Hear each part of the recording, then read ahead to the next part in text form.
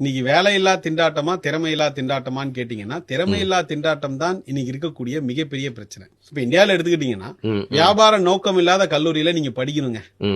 வியாபார நோக்கம் இல்லாத கல்லூரிகள்னா கவர்மெண்ட் NITs, ஓகே அந்த மாதிரி IITs. அந்த ஸ்கில் பேஸ்டா உள்ள எடுத்துப்பாங்க அந்த மாதிரி. எக்ஸாக்ட்லி. NITs, IITs, IIM அவங்க உங்க அப்பா பாக்கெட்ல வச்சிருக்க பணத்தை குறி வைக்கிறது இல்ல. இதான் உண்மை.